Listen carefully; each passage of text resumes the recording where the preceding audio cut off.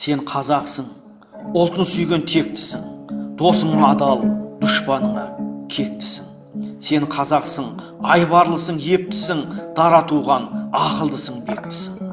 Көп болуға, бір болуға шақырған, көрмеу үшін жаттың езгі тепкісің. Төрге лайық, марғасқасың, мықтысың, төрткел дүние саясатта санасқан. Сен нағыз қазақсың, Серікжан аға. Кейінгі кезде керуен кетеді, ит үреді дегендей, ата жұрт еріктілеріне қарсы әңгімелер көбейіп кетті ғой.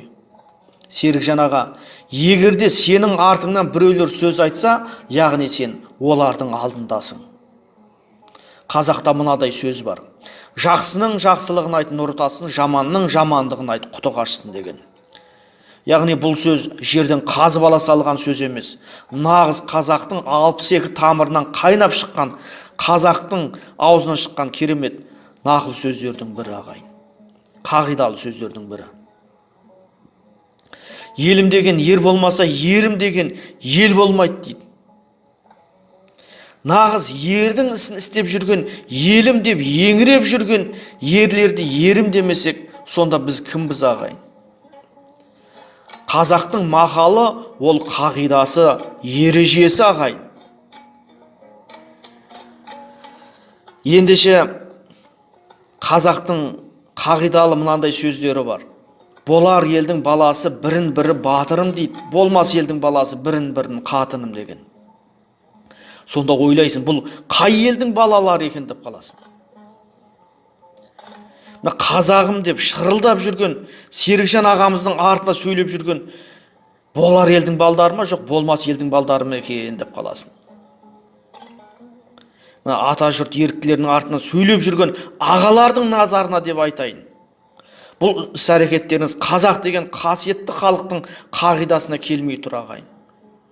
Бұл мақалды ой тарасына салып көріңіздер.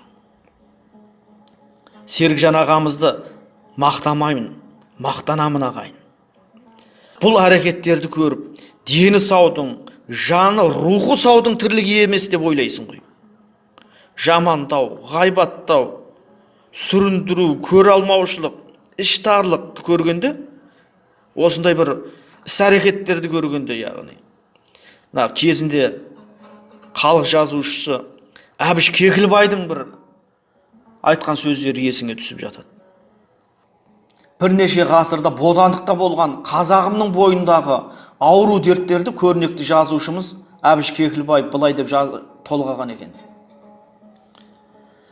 бірнеше ғасырда бодандықта болған қазағымның бойындағы ауру дерттерді халық жазушысы Әбіш Кекілбай былай деп толғады бір кездері: бір басынан басқаны ойламайтын баққұмарлық, ел тағдырына ет жүрегі елжіремейтін енжарлық, жер тағдырына жаны ашымайтын жат бауырлық, басқаны мұқатқанына, мұқалғанның орнына масаттанатын безбүйректік, мендегі бар өзге ешкімде болмас екен деп өлімін сататын іштарлық, жетістігіңді көре алмайтын, кемістігіңді кешіре алмайтын нәмәрттік.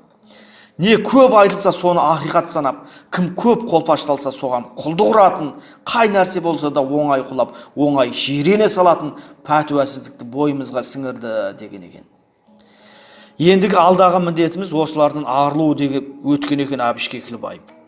Бүкіл мұсылман қауымына тән мынадай сөз бар: бір мұсылманды мақтай алмасаң, ең болмағанда жамандама. Пайдалы бола алмасаң, ең болмағанда зияныңды тигізбе. Қуандыра алмасаң, ең болмағанда ренжітпе дейді.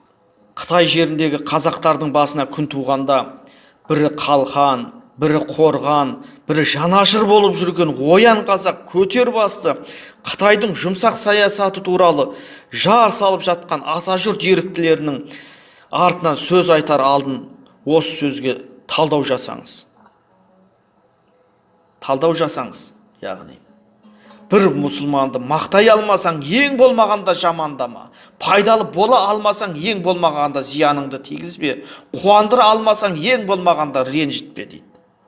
Яғни бұл исі қазақ мұсылманның қағидаларын ұстанбасаң, сонда сен кімсің?